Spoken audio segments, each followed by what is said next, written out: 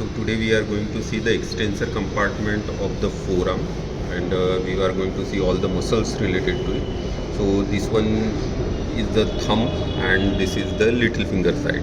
So this will be your radial side and this will be your ulnar side. So one by one we are going to see the muscle. So muscles we can divide into two groups. One is the superficial group of muscle and second is the deep group of muscle. So first of all, superficial group of muscle. So it starts with the first muscle, that is brachioradialis. So this brachioradialis is forming a boundary of cubital fossa also. Then next to brachioradialis, this muscle, this is the extensor carpi radialis longus, and just below it there is the extensor carpi radialis brevis. So these three muscles which are extending in this region: brachioradialis, extensor carpi radialis longus and extensor carpi radialis brevis. Okay, so these three muscles are there. Then after that, on the posterior aspect, we can see this muscle. This is the extensor digitorum. So you can see these tendons which are extending here. These are the tendons of extensor digitorum. This one you can see when I am pulling this tendon, the muscle is moving here. Okay, so these are all tendons of extensor digitorum. Then this muscle which is on the lateral medial most aspect toward the little finger side, this one is the extensor carpi ulnaris.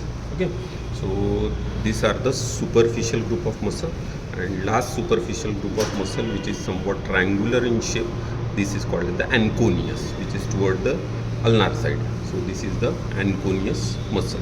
Now after that we get the deep group of muscle. So this deep group of muscles which consist of following tendons. So you can see this deep group of muscles which are extending from the deeper aspect, and the tendon is coming out and going toward the thumb region. So which are these tendons? So this one which is spiraling around the ulnar border, this one is the abductor pollicis longus tendon, and next to it is the extensor pollicis brevis tendon. So this tendon, you can see it is coming from deeper side. These muscles are coming here, they are spiraling and then going toward the thumb side. So they are forming a medial wall of the anatomical snuff box. Lateral wall of the anatomical snuff box. Abductor pollicis longus, extensor pollicis brevis. Then next to that, another tendon we can see here.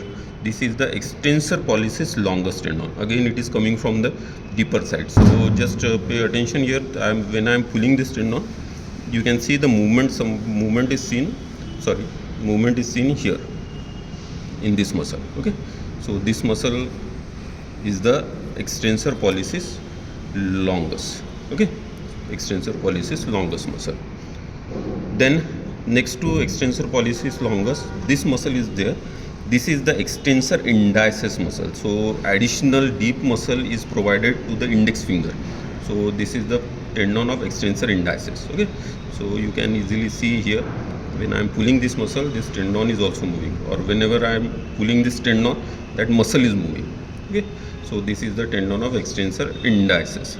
So these are the deeper group of muscle which are extending toward the hand region, and last deep group of muscle, it is called as the supinator. So this supinator muscle, it is spiraling muscle which is present around the ulna. So here we can see deep between the brachioradialis and extensor carpi radialis longus. So this one is the supinator muscle there.